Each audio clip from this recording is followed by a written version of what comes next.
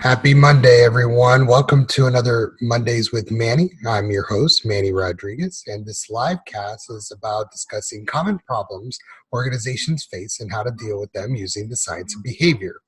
A special thanks to Business Science Magazine, 305 Publishing, the OBM Alliance, and my teammates at Bueno Ventures. I'll be taking questions from those of you who have joined me live for this presentation. However, the Q&A portion won't be recorded as usual. That's just special for those who have joined me. As you can see, I'm sporting a set of earphones today because, like most Americans and most people across the world, I'm not just working from home, but I also have my families here. My kids are not in school; they are doing homeschooling or virtual schooling. So this is to help make sure that I'm focused on talking to you, those who are in the live cast, but also to help myself from distractions and free myself from distractions. So soundproof earphones help with that as well. So that's why I'm sporting this great headset. So in any event, happy Monday, and that's courtesy of my daughter Sabrina. That was her idea. So that's a little shout out to Sabrina for happy Monday instead of good morning. So today's topic, I wanted to focus on the subject matter of feedback and the importance of feedback and some do's and don'ts around feedback, especially during this time where you may be experiencing what a lot of people are, which is the virtual world of work and working with colleagues, customers alike, virtually and almost 100% virtually, which could be new. And so we know what feedback is. We know how to give, a lot of us know how to give feedback. And if you don't, stay tuned. There might be another Mondays with Manny where we talk about the how to give feedback. But I wanted to specifically talk about kind of the do's and don'ts around feedback, especially during this time where most of us are working virtually. Now, just coincidentally, this morning, I received feedback in regards to my daughter's school performance at school. I got her report card, and what occurred to me about that, and about to talk about feedback, some do's and don'ts around feedback, is this was just a great, nice thing to receive, right, as a parent, to get the scorecard of my child. And for those who have watched the Mondays with Manny before, we have talked about scorecard and the use of scorecards with regards to strategy and with regards to giving people their score. So getting this feedback from the teacher, that was very meaningful for me, and it'll be meaningful for my daughter, who will be talking about her performance, soon enough. So, so with that said, as kind of a primer, as you, as a manager, as a supervisor, as an executive, or as an individual contributor in a business, are you keeping track of your scores, and are you getting and giving feedback so that people know how they're doing, how they're performing on the job? And so, without further ado, I thought this Mondays with Manny, we'd keep it really laser focused, and I provide you some do's and don'ts of when to provide performance feedback, right? So, when to provide some performance feedback is the focus of today's Mondays with Manny. This information, these do's and don'ts, come by courtesy of a colleague of mine, Adam Ventura. He did a presentation called The Feedback Formula, a behavior analytic approach to the analysis and implementation of performance feedback.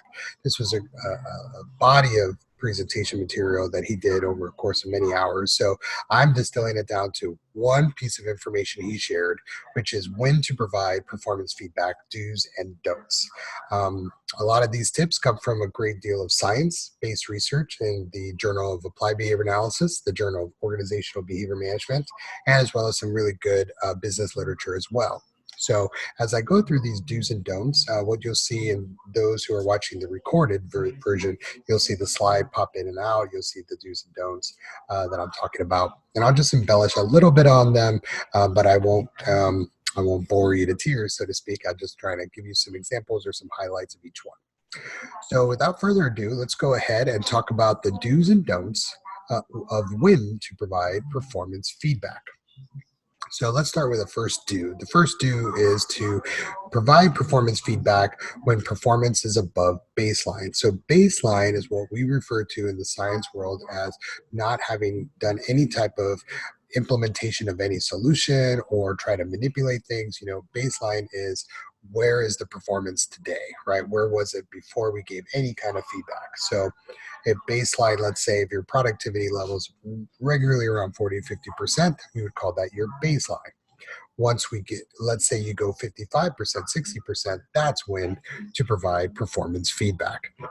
Another example could be sales. Let's say your average sales is anywhere between $20 to $30,000 a month, and then all of a sudden, 1 month you go to 50, 60,000. That's a great time to provide some performance-based feedback, right? When you're going above baseline. So, performance above baseline, that's do number one. Don't number one is don't provide performance feedback when you're lacking information.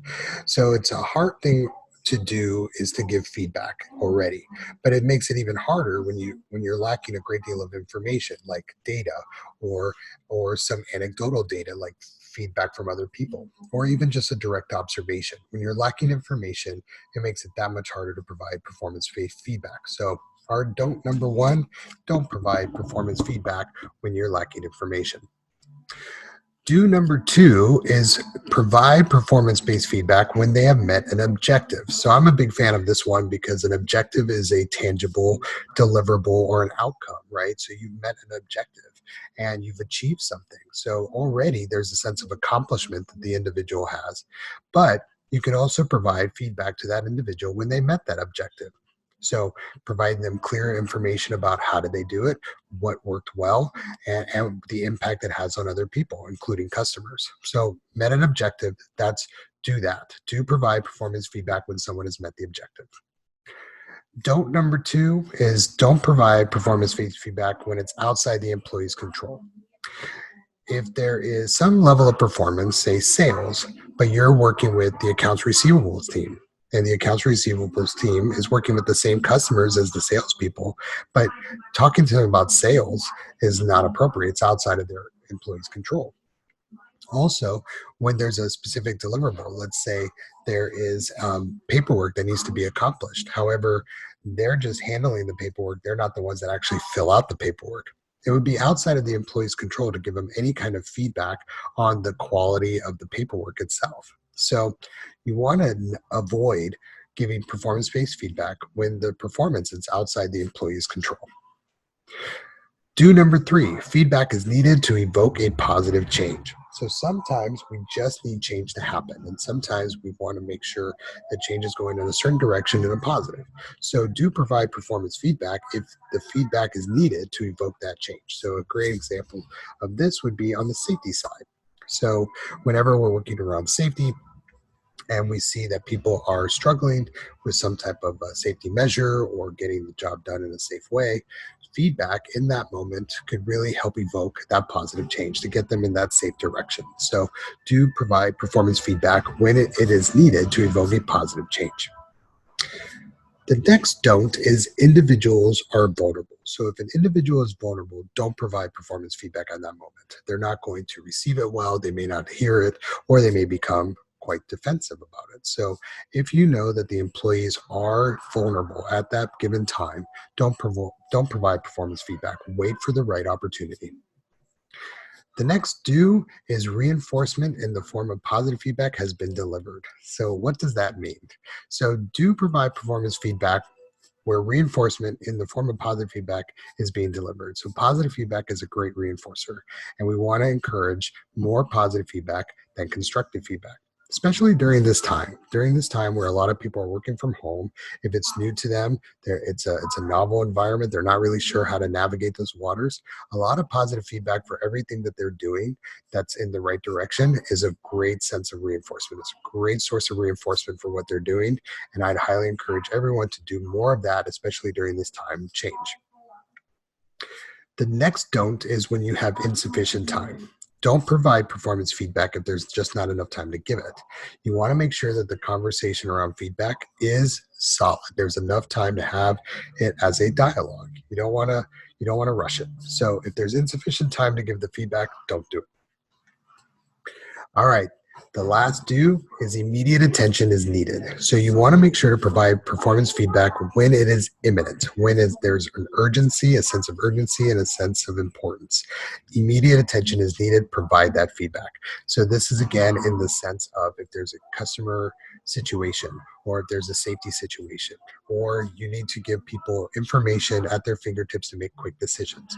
That is immediate attention, and if that immediate attention is needed, provide that performance feedback to the individual. Don't wait.